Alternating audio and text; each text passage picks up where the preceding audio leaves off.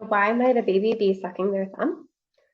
Well, first of all, it might be to prepare for nutrition or eating. It can actually be a habit that begins as early as in utero, and it can increase saliva production to help with and aid in digestion.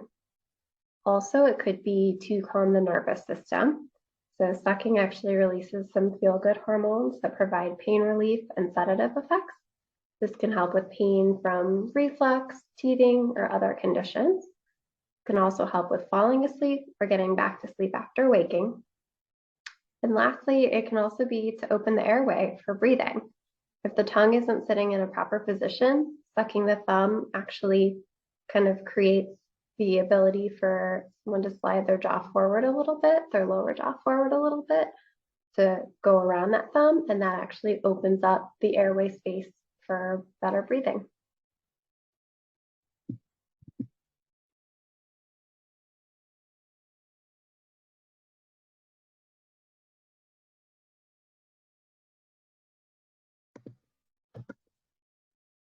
What are some of the issues caused by a continued thumb sucking habit in an older child?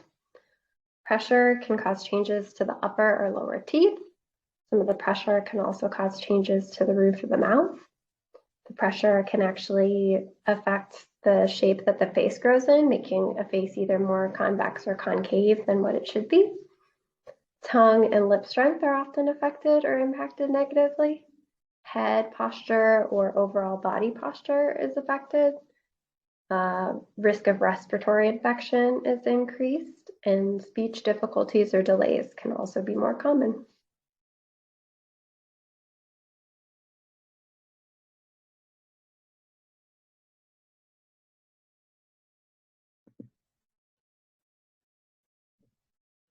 So when should a thumb habit be given up? In a perfect world, somewhere around 4 to 6 months of age. But I wouldn't be too worried about the habit all the way through 1 year old.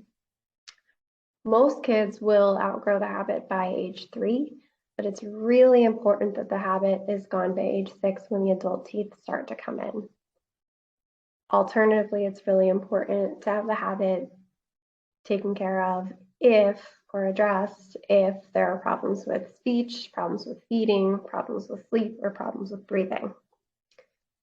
This is really hard stuff, and there are actually entire professional fields dedicated to helping with eliminating this habit. If you need some advice as to where to go or who to work with to eliminate this habit, don't hesitate to reach out.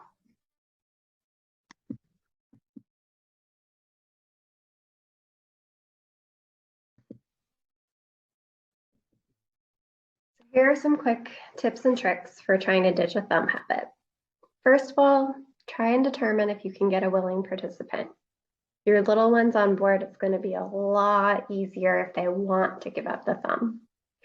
Investigate why your kid keeps coming back to the thumb. If there's some sort of problem with breathing or if there's some sort of discomfort and they are sucking their thumb to feel better, then that's going to need to be addressed first. Providing age-appropriate alternatives for teething, exploring the world through their mouth, or increasing jaw strength is advised. Some ones that are recommended by professionals in the field might be the Beckman Tri-Chew, a lot of products from a brand called Arc Therapeuticals, or therapeutics, including their Grabber or their Y-Chew or other products. There are some kind of like child chew toys, so to speak, from brands like Myo Munchie, Healthy Start, or Myo Brace. Another thing to keep in mind is distractions. If your child is physically playing versus if they're sitting down for screen time, they're going to be more likely to put the thumb in if they're sitting down watching a movie versus if their hands are busy.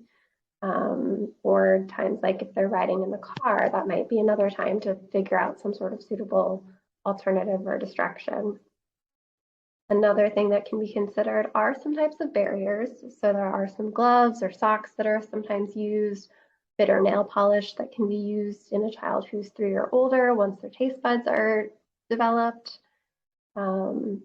And at the end of the day, the best advice that I have is if you're wanting to give up the habit and it's time to give up the habit, um, let's get you some help from a professional. There's a number of professionals who are experts in this field and they can help you so you don't have to struggle.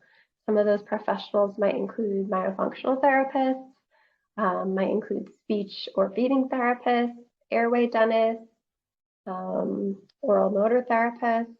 And there's even actually like a group of professionals that have been certified to help in this area that are called thumb sucking professionals. You can just Google that and find someone who can help you. Let me know if you need any help.